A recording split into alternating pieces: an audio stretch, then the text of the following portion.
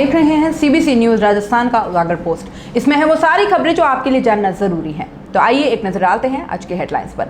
निकाले गए 57 कर्मचारियों के समर्थन में हॉस्पिटल के वार्ड बॉय पर प्लम्बर, इलेक्ट्रॉनिक्स, कंप्यूटर ऑपरेटर सभी ने मिलकर आज कार्य का बहिष्कार किया। नृशंस हत्या के हत्यारों की शीघ्र गिरफ्तारी को लेकर सेवक समाज ने दिया ज्ञापन। शुद्ध के लिए युद्ध अभियान के तहत 4 विभागों की टीमों ने एक साथ की कार्रवाई। पनीर तेल के सैंपल लिए। 2 बड़ी दुकानों के इलेक्ट्रॉनिक्स कांटों में वजन कम मिला। आय बढ़ाने की कोशिश, अब घर से ट्रेन तक और ट्रेन से गंतव्य तक सुरक्षित सामान पहुंचाएगी रेलवे। बांसवाड़ा डीओ के कारण उदयपुर संभाग के शिक्षकों की पदोन्नति अटकी। डीओ प्रारंभिक की एक और लापरवाही उजागर, संयुक्त निदेशक ने दिया कारण बताओ नोटिस। अन्नपूर्णा फाइनेंस कंपनी का लॉकर खोलकर चोरों ने किया हाथ साफ, चुराए 8 लाख रुपए। पंचायती राज चुनाव की तैयारी को लेकर ब्लॉक कांग्रेस कमेटी बिछुवाड़ा की बैठक हुई।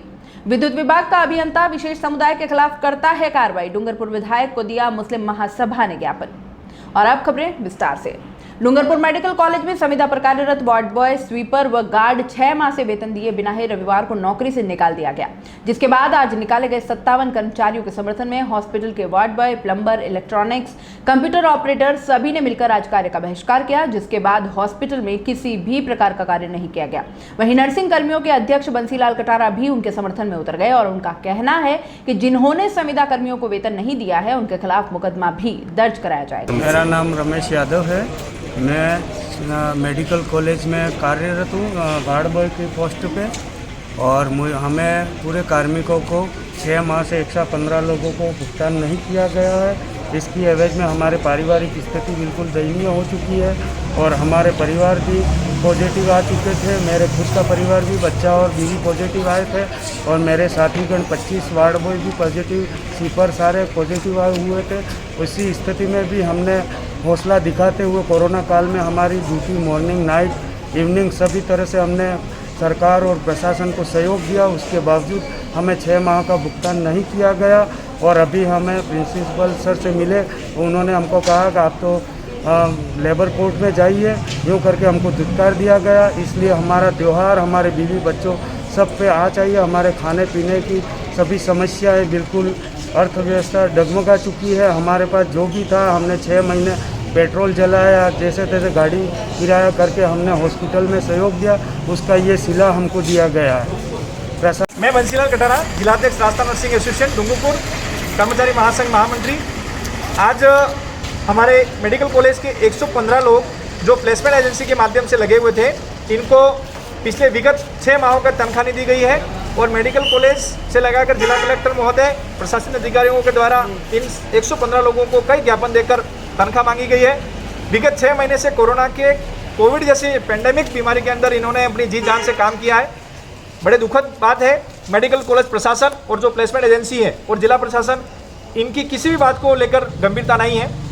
अंततः कल इनको निकाल दिया गया है, दूसरी प्लेसमेंट एजेंसी को रिक्रूट कर दिया गया है और इनके रोजगार का संकट भी पैदा हो गया। 6 महीने इनको वेतन भी नहीं मिला है। इसीलिए आज इन्होंने कर्मचारी महासंघ और नर्सिंग एसोसिएशन से समर्थन मांगा है। हम समर्थन के तौर पर पूरा अस्पताल के नर्सिंग कर्मी, सभी संवर्ग के लोग, इवन डॉक्टर भी, हम सबसे आह्वान करते हैं और हम इनके 115 लोगों के सहयोग में खड़े हैं। प्रशासन को ये चेतावनी देना चाहते हैं, मेडिकल कॉलेज और जिला प्रशासन, कि आप समय रहते इन लोगों को, 115 लोगों को वेतन अगर नहीं दिया और इन लोगों को दूसरी प्लेसमेंट एजेंसी में अगर परिवर्तन किया है तो 115 लोग यही काम करेंगे। हमारी 2 मांगे हैं और 6 महीने तक जिन्होंने तनख्वाह नहीं दी है, इनके खिलाफ कानूनी कार्रवाई करेंगे।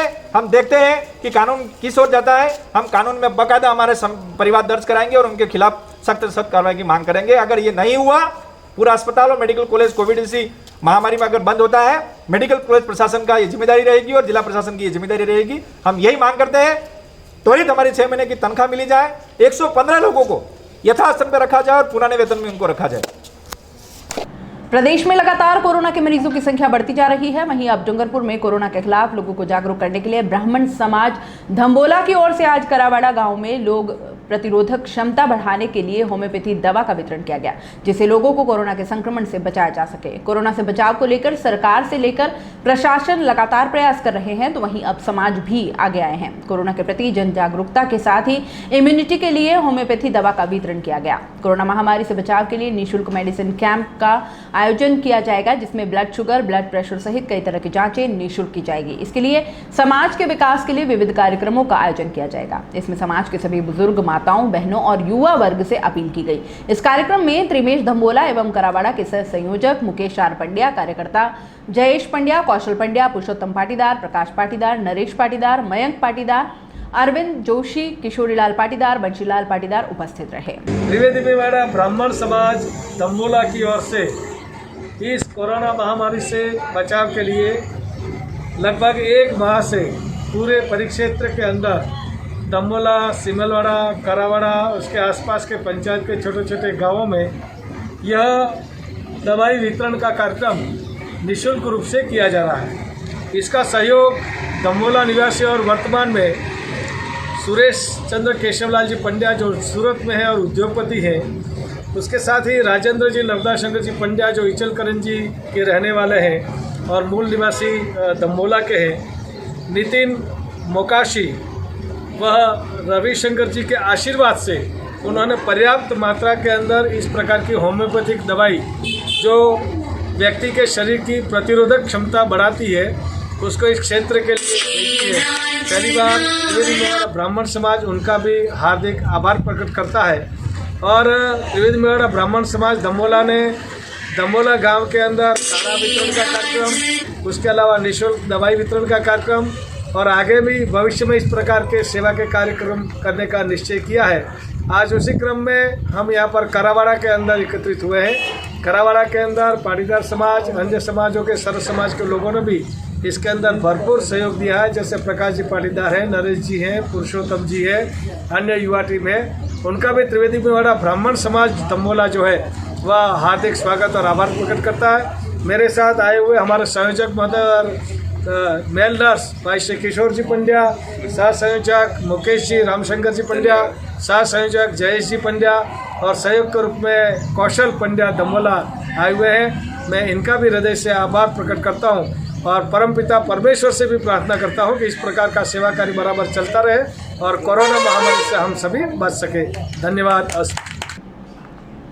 आसपुर आज सेवक पुजारी समाज तहसील आसपुर कार्यकारिणी द्वारा प्रकाश पुत्र नाथूलाल सेवक निवासी खलील की विगत कुछ दिवस सागवाड़ा बटीकड़ा मार्ग पर निशंस हत्या के हत्यारों की शीघ्र गिरफ्तारी और प्रकरण में आसपुर उपखंड कार्यालय पर उपखंड अधिकारी प्रवीण चंद्र मीणा को मुख्यमंत्री राजस्थान सरकार के नाम ज्ञापन दिया गया। अखिल भारतीय पुजारी महासंघ ने दिनांक 26/10/2020 को दोवड़ा थाने पर धरना प्रदर्शन करना था, मगर धरना प्रदर्शन करने की स्वीकृति नहीं मिलने के बाद प्रदर्शन स्थगित कर दिया गया। समाज के द्वारा प्रकाश हत्याकांड को लेकर आंदोलन की अगली तारीख समाज के द्वारा निश्चित की जाएगी। प्रकाश हत्याकांड के 24 दिन गुजारने के बाद पुलिस अभी तक हत्यारों को पकड़ नहीं पाई है। समाज में इसको लेकर काफी आक्रोश है।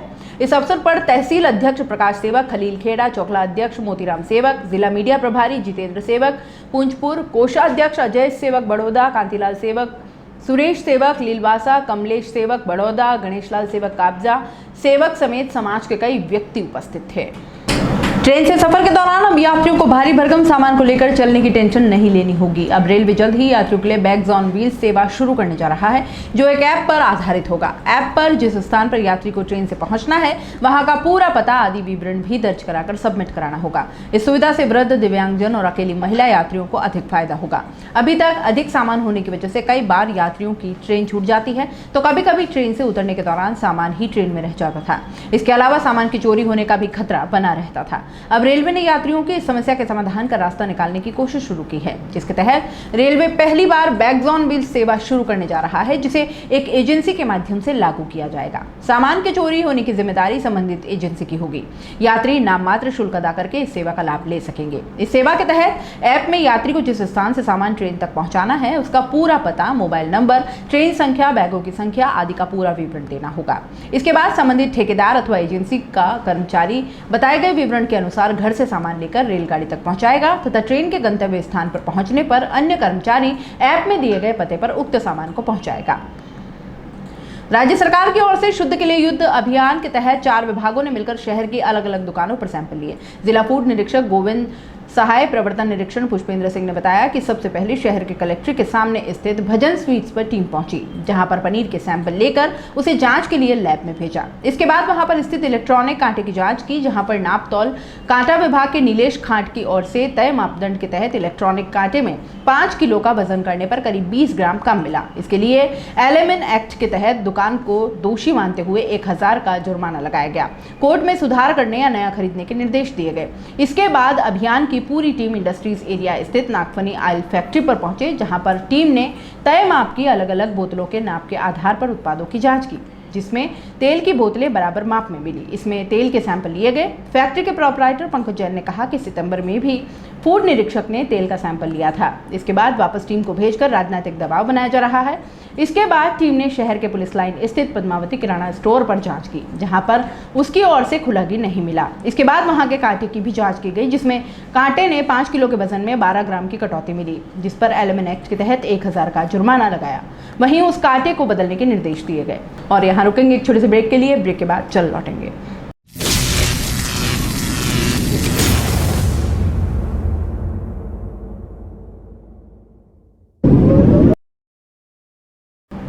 ब्रेक के बाद आपका स्वागत है। जिले के प्रारंभिक शिक्षा विभाग में अधिकारियों और कार्मिकों की लापरवाही और अनियमितता की एक परतें दिनों दिन उखड़ती जा रही हैं। अब तक नोशनल लाभ देने, बिना स्वीकृति के वेतन श्रृंखला बनाने, गलत तरीके से 502 शिक्षकों को 9, 18 और 27 का लाभ देने के बड़े मामले उजागर होने के बाद एक नई लापरवाही सामने आई है। वो है संभाग के शिक्षकों के प्रमोशन की। महज बांसवाड़ा प्रारंभिक शिक्षा के डीओ की लापरवाही के कारण पूरे संभाग के शिक्षकों की डीपीसी प्रभावित हो रही है। इसके लिए संयुक्त निदेशक स्कूल शिक्षा उदयपुर को डीओ के नाम कारण बताओ नोटिस जारी करना पड़ा। जेडी के नोटिस के मुताबिक डीओ को 20 अक्टूबर 2020 को डीपीसी के लिए आवश्यक सूचना के लिए प्रारूप 1 से 14 का फॉर्मेट भिजवाया गया था। इस काम को गंभीरता से लेकर अनिवार्य रूप से 21 अक्टूबर सुबह 10 बजे तक पूरा कर कार्यालय में पहुंचाना था, लेकिन डीओ ने 23 अक्टूबर तक नोटिस दिए जाने तक भी फॉर्मेट नहीं भिजवाया। इस कारण न सिर्फ बांसवाड़ा के शिक्षक बल्कि संभाग भर के शिक्षकों की डीपीसी प्रभावित हो रही है। संयुक्त निदेशक ने इसके लिए डीओ को स्वयं कार्यालय में उपस्थित होकर सूचना नहीं भेजने का जवाब मांगा। बिना वित्त विभाग की स्वीकृति मिले ही डीओ प्रारंभिक द्वारा वेतन श्रृंखला निर्धारित करने के खुलासे के बाद शिक्षक संगठन भी डीओ के खिलाफ उतर आए हैं। राजस्थान प्राथमिक एवं माध्यमिक शिक्षक संघ ने तो डीओ के खिलाफ आपराधिक मामले में आईपीसी की धारा 406, 409 और 420 के तहत मुकदमा दर्ज करने की मांग रखी है। प्रमुख शासन सचिव स्कूल शिक्षा को लिखित में शिकायत भेजी है। इसमें बताया गया है कि सर्वोच्च न्यायालय के निर्णय की पालना में वित्त विभाग ने आदेश जारी कर स्पष्ट किया है कि जिन शिक्षकों ने प्रशैक्षणिक योग्यता हासिल नहीं की है, उन्हें प्रथम नियुक्ति तिथि से चयनित वेतनमान का लाभ दे नहीं है। लेकिन बांसवाड़ा जिले में संस्थापना लिपिक, संबंधित शिक्षक, लेखाधिकारी और डीओ प्रारंभिक ने सांठगांठ कर बिना स्वीकृति के ही फिक्स 400 रुपए प्रतिमाह से ग्रेड पे परिवर्तन कर प्रथम नियुक्ति तिथि से 9, 18 और 27 साल का चयनित वेतनमान स्वीकृत कर लाखों रुपए मासिक अधिशेष भुगतान कर राजकोष को नुकसान पहुंचाया है। संगठन के कार्यकारी अध्यक्ष लाल सिंह चौहान ने बताया कि प्रकरण की तथ्यात्मक रिपोर्ट प्राप्त कर जिम्मेदार अधिकारी और कर्मचारी के खिलाफ कार्रवाई की जानी चाहिए। शहर के ब्रह्मस्थली कॉलोनी स्थित अन्नपूर्णा फाइनेंस प्राइवेट लिमिटेड की शाखा में रविवार रात को चोर लॉकर खोलकर उसमें से रखे 8 लाख रुपए चोरी कर ले गए। रात को लघुशंका को जागा कर्मचारी ने जब लॉकर खुला देखा तो शाखा मैनेजर व अन्य स्टाफ को घटना की जानकारी दी। लॉकर चाबी से खोला गया है। लॉकर की 2 चाबियां हैं, एक शाखा मैनेजर व दूसरी लॉकर इंचार्ज पर रहती हैं। घटना के समय दोनों ही कर्मचारी अपने घर पर थे। चोरी तीसरी चाबी से की गई है। एरिया मैनेजर ने कोतवाली थाना पुलिस को मामला दर्ज करा दिया है। कोतवाली पुलिस के अनुसार एरिया मैनेजर धर्मेंद्र जाट ने रिपोर्ट में बताया कि रविवार रात को वह सागवाड़ा में कंपनी के काम से गया हुआ था। रात करीब 3:54 पर डूंगरपुर शाखा मैनेजर पवन कुमार यादव ने चोरी की सूचना दी। एरिया मैनेजर सोमवार सुबह 6 बजे शाखा पहुंचा तो वहां पर शाखा मैनेजर पवन कुमार, एफसीओ सीताराम, राहुल पवार, रोहिताश, राजेंद्र सिंह ब्रांच पर मौजूद मिले। एफसीओ सीताराम ने बताया कि रात को खाना खाने के बाद ब्रांच पर ही सोया था। रात में करीब 3 बजे उसे लघु शंका लगी तो उसने ऑफिस का मेन दरवाजा खुला पाया। अंदर गया तो लॉकर खुला हुआ था, उसमें रखे रुपए वहां नहीं थे। लॉकर की 2 चाबियां हैं, एक चाबी शाखा मैनेजर पवन कुमार और दूसरी चाबी कर्मचारी रोहिताश के पास थी। दोनों चाबियां इन कर्मचारियों के पास ही मिली है। कर्मचारियों ने पुलिस को बताया कि उनकी ब्रांच में सीसीटीवी कैमरे भी नहीं है। पुलिस ब्रांच के प्रत्येक कर्मचारी से पूछताछ कर रही है, आरोपियों तक पहुंचने के सुराग भी जुटा रही है। पुलिस को इस वारदात में किसी ऐसे व्यक्ति के शामिल होने का शक है जो ब्रांच में आता जाता रहता है तथा उसे लॉकर में रखी रकम की पूरी जानकारी थी। पुलिस ने अज्ञात आरोपियों के खिलाफ मामला दर्ज कर जांच पड़ताल शुरू कर दी है। जिला कांग्रेस कमेटी के निर्देशानुसार पंचायती राज चुनाव की तैयारी को लेकर ब्लॉक कांग्रेस कमेटी बिछीवाड़ा की बैठक आयोजित की गई। बैठक में मुख्य अतिथि डूंगरपुर विधायक एवं यूथ कांग्रेस के प्रदेश अध्यक्ष गणेश घोगरा रहे। बैठक की अध्यक्षता जिला कांग्रेस कमेटी के अध्यक्ष दिनेश खोडनिया ने की। विशिष्ट अतिथि के तौर पर पंचायती राज चुनाव के लिए जिला कांग्रेस कमेटी की ओर से नियुक्त प्रभारी पूर्व राज्य मंत्री असरार अहमद खान, पूर्व विधायक पूंजीलाल परमार, चिराग पंड्या, सुरेश पटेल, राजेश पाटीदार रहे। इस अवसर पर बिछवाड़ा ब्लॉक अध्यक्ष कृष्णा सिंह, पूर्व विधायक लालशंकर घाटिया, पूर्व जिला प्रमुख रतन देवी भराड़ा, पूर्व प्रधान राधा देवी घाटिया, देवराम रोध, रूपलाल परमार, पूर्व ब्लॉक अध्यक्ष रमेश बारोट, प्रवीण शाह, भरत शाह, ठाकुर करणराज सिंह, रत्ना यादव, चंपालाल लबाना आदि उपस्थित रहे। विधायक गणेश घोगरा ने संबोधित करते हुए कहा कि आदिवासियों का सही मायने में कल्याण कांग्रेस पार्टी ने किया है और अशोक गहलोत की सरकार आदिवासियों के विकास के लिए तत्पर है। आगामी चुनावों में जिला परिषद एवं पंचायत समिति में कांग्रेस का बोर्ड बनेगा तो और अधिक विकास होगा। जिला अध्यक्ष दिनेश खोडनिया ने कहा कि कांग्रेस पार्टी एकजुट है और एकजुट होकर ही आगामी पंचायती राज का चुनाव लड़ेगी और अशोक गहलोत के हाथ मजबूत करेंगे। वक्ताओं ने कांग्रेस पार्टी को विजय दिलाने का संकल्प दिलाया तथा कार्यकर्ताओं से चुनाव लड़ने और टिकट वितरण के संबंध में राय लेकर आपस में चर्चा की तथा कार्यकर्ताओं को विश्वास दिलाया कि कार्यकर्ताओं की मंशा के अनुरूप पार्टी के निष्ठावान एवं जिताऊ उम्मीदवार को ही टिकट दी जाएगी। ब्लॉक कांग्रेस कमेटी बिछीवाड़ा द्वारा तथा कार्यकर्ताओं द्वारा यूथ कांग्रेस के प्रदेश अध्यक्ष बनकर पहली बार बिछीवाड़ा आने पर माल्यार्पण कर स्वागत भी किया गया। ये काम कौन कर सकता है? आज नरेगा किसने चालू करवाई? सोनिया गांधी जी का धन्यवाद करो, प्रधानमंत्री पूर्व मनमोहन सिंह जी का धन्यवाद करो कि नरेगा चालू की। बीजेपी वाले नहीं चाहते थे कि नरेगा चालू है। आज नरेगा कितना काम हो रहा है हर पंचायत में। आज कोरोना को लेकर कोई किसी को 10 रुपए उधार नहीं देता है, 100 रुपए नहीं दे सकता है, बताओ कोई देता है? अशोक गहलोत जी को धन्यवाद देना चाहिए। नरेगा चालू की, सभी वर्ग सभी जाति के लोग नरेगा में काम पे जा रहे, भले जनरल का हो, भले पाटीदार हो, भले एससी हो, भले आदिवासी हो, 36 कौम के लोग वहाँ गांव में काम पे जा रहे हैं। और 200 रुपए के 220 रुपए जो भी दिन का इनके चढ़ रहा है उसके हिसाब से उनको पैसा मिल रहा है। ये कोई मामूली बात है? नरेगा से कहीं रोड निकले, चेक डैम बनाए, एनीकट बनाए, फिर भी हम कह रहे हैं कि कांग्रेस कुछ नहीं कर रही है। तो कहीं ना कहीं हमारी सोच में कमी है। हम कांग्रेस के सिपाही हैं। कांग्रेस जिसको भी टिकट देती है, हमें जिसको भी सिंबल मिलता है, हाथ का निशान हमारा व्यक्ति किसी से कोई मतलब नहीं है। जिसको टिकट मिलेगी उसको जिताना है हमको। यहाँ कोई गुटबाजी हुटबाजी कुछ नहीं है।